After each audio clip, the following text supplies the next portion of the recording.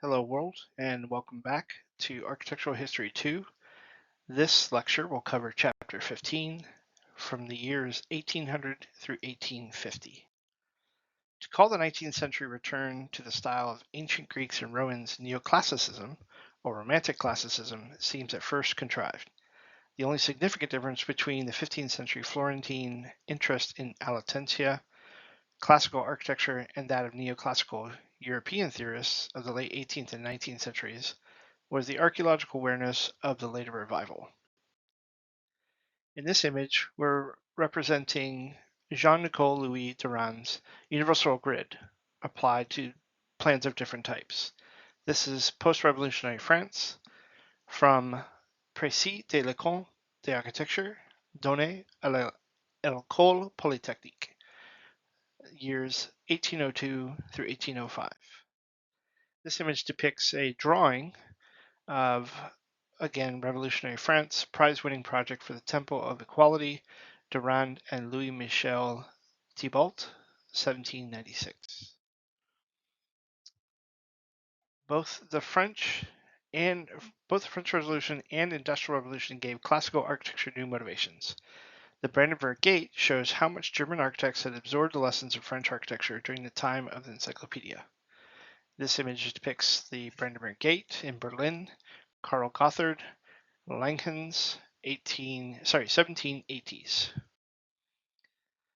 Replicas and variations of the Parthenon, the Propylaea, the Maison Carrée, and the Pantheon proliferated in the growing cities of France, England, Germany, Russia, and the United States. This image is in Berlin, project from the monument to Frederick the Great, Frederick.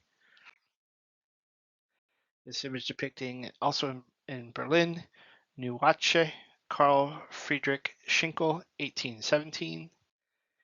And this image, also in Berlin, of Schauspielhaus Schinkel, 1818. At the end of the Napoleonic Wars, Carl Friedrich Schinkel served for 2 decades as the city architect of Berlin, adding key public buildings that define the city's character, both orderly and civil.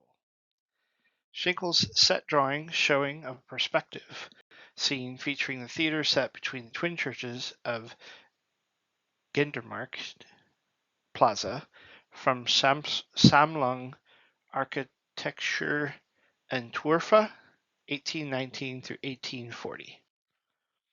This image depicting Altes Museum by Schinkel in 1822, also in Berlin. And then the floor plan of the same museum in 1822. In Munich, the capital of the new state of Bavaria, Leo von Klenz, 1784 through 1864, played a similar role to Schinkel. The Munich Propylaea and Glyptothek right on the Königsplatz, Leo von Klenz, 1820s, Glyptothek.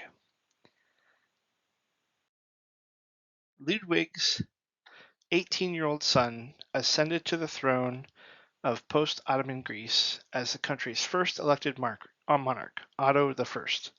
The image of Athens did not correspond to the German neoclassic ideal of the classical city.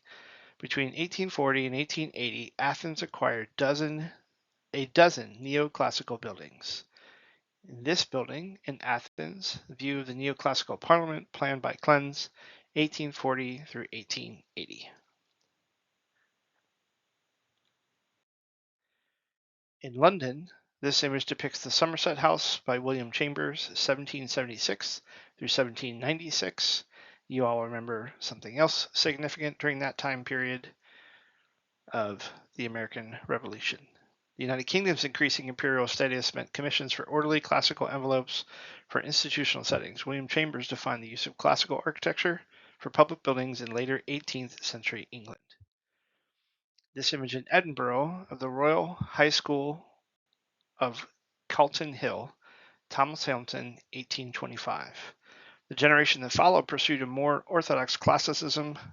This again depicted by the Royal High School of Thomas Hamilton in Edinburgh. The Soane House, John Soane, circa 1810, or the facade of it, I should say, in London, is the generation that represents the generation that followed pursued a more orthodox classicism. This image, in the National Gallery by William Wilkins in 1832, is one of London's major public buildings, such as William Wyker's National Gallery, went to the next generation of architects trained by Soane. American Classicism. During the colonial period, Americans generally relied on vernacular builders without the assistance of trained architects. But around 1800, professionals began to work regularly in Boston and Philadelphia. The new nation realized some of the most striking of neoclassical landscapes of the age. Charlottesville, Virginia, Monticello, Garden Facade by Thomas Jefferson, 1768 through 1809. And I think this might be on here somewhere else, but if not, Thomas Jefferson drew a good bit of influence from Villa Rotunda in Vicenza, Italy. As you can see in the plan depicted here of Jefferson before the final expansion in 1772. In the Capitol building in Richmond, Thomas Jefferson and Charles Louis Cleroux, or Clarousier, I'm not sure how you say that, 1758 through 1798, the back wings added in the earliest 20th century. Again, the painting of Charlottesville, Virginia, the view of the University of Virginia. Jefferson designed the entire campus or the master plan for it. Begun 1817, painting by Casimir Bone, 1856. Another image of Charlottesville, Virginia. The University of Virginia Library began 1822. The image below is the Serpentine Wall, circa 1822. Washington, D.C. Plan by Pierre Charles L'Enfant, 1791, revised by Andrew Ellicott in 1792. And I will mention it is under constant revision, although adhering to Pierre Charles L'Enfant's original plan. He was a major, and his plan for the capital evoked the great geometric gardens of the age of absolutism, such as Versailles, with diagonal avenues crisscrossing a basic grid. Despite the differences in terrain, most of America became part of the grand orthogonal design. The plan of Washington, D.C. appeared as a stunning exception. Just FYI, if you're from there or have been there, you know that the states are the diagonals, and I believe streets run east-west. I'm sorry, letters, like A Street, B Street, C Street, etc., and numbers run north-south, such as Constitution Avenue, which is also 50th Street, I think. Washington, D.C., the Treasury Department by Robert Mills, 1834. Of course, the Capitol Mall and the Washington Monument, also by Mills, 1833 through 1884. And it is still under construction today. They are always adding to the mall. 19th century Europe, political revolutions, industrial transformations abruptly cut people off from their architectural traditions. In response, architects produced quotations of earlier styles, conceived as revivals rather than continuations. The anti-modern, pro-nationalist Gothic revival. The variety of medieval revival styles that took hold in mid-19th century Europe correspond to a desire to recuperate the lost crafts and values of a simpler and more humane pre-modern society. Cologne Cathedral's completion in 1880 coincided with the formation of the modern state of Germany. An even stronger movement for the Gothic revival emerged in England with similar nationalist. This came partly through the tireless propaganda efforts of Augustus Welby Northmore Pugin. The London House of Parliament, Charles Barry and Pugin, 1840s. This image depicting Trinity Church by Robert Upjohn, 1840s in New York City. Neo-Gothic architecture became associated with the idea of reforming society through religion. The Camden Society commissioned William Butterfield, 1814 through 1900, to design All Saints Margaret Street in 1849 as a manifesto of the religious ideals. This image is the facade of All Saints Margaret Street by Butterfield, 1849. All Saints Margaret Street, William Butterfield, 1849 interior is absolutely gorgeous. It's the influential art critic John Ruskin shared the conviction that the votive nature of Gothic ornament strengthened community. His program for the return to medieval craft and his stunning sketches inspired numerous architects, in particular designers of the University Museum in Oxford. Many of the most important public buildings of the Victorian age were produced in neo-medieval styles. This image depicting London Law Courts, George Edmund Street, 1870s. In 1857, however, the British Parliament took formal control of the colony of Mumbai. Bombay became the most important city as India's gateway to the rest of the world. George Gilbert Scott designed 3 buildings for the university. This image is the University of Mumbai, 1870s. One of the semi-autonomous Rajputs, Ram Singh, the Maharaja of Jaipur, engaged Colonel Samuel Swinton Jacob, 1841 through 1917, as his engineer for a series of public works.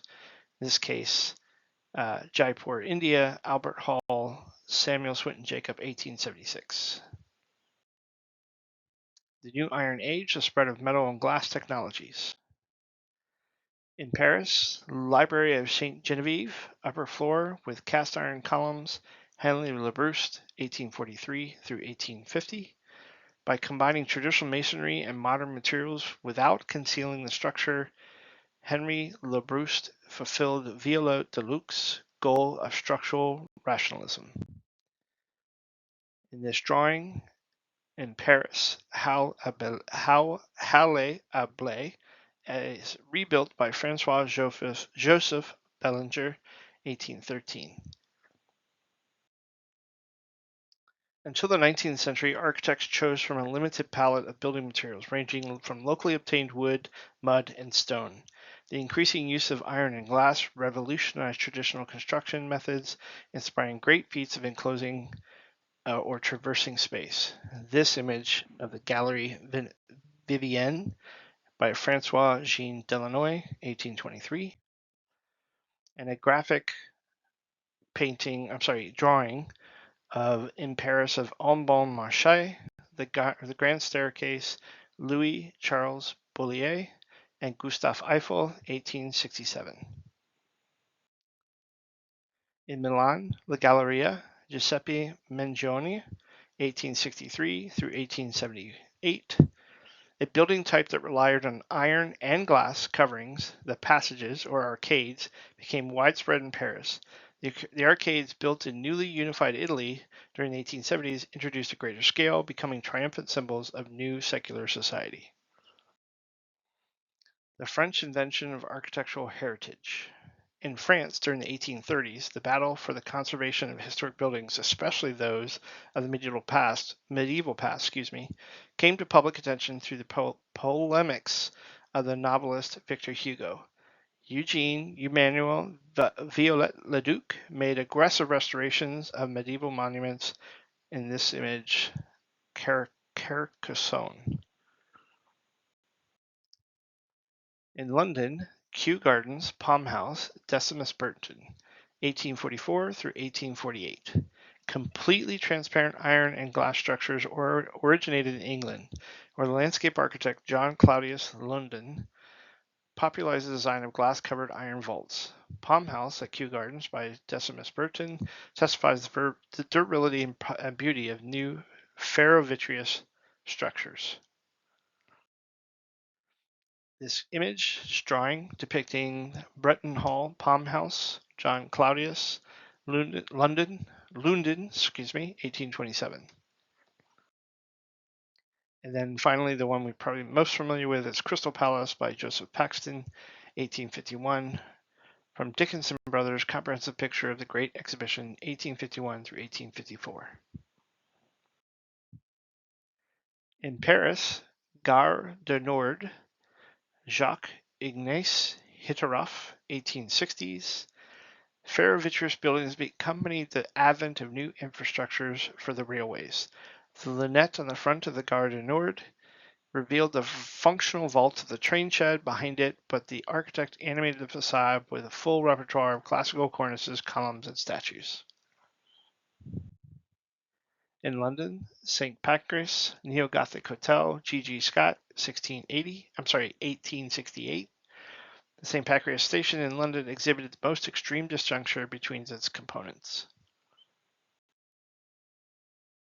Gustav Eiffel perfected a system of delicate iron webs used on such structures as the Maria Pia Viaduct over the Douro River in Porto, Portugal. Maria Pia Viaduct, open web trusses, Gustav Eiffel, 1877.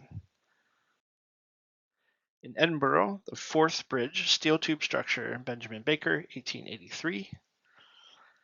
Eiffel's diagrammatic type of structure prepared the way for a consummate work of web construction, the Forth Bridge near Edinburgh, designed by Benjamin Baker. Using structural steel, he raised 3 tapering towers of hollow steel tubes and then cantilevered the arches from these pyramidal piers.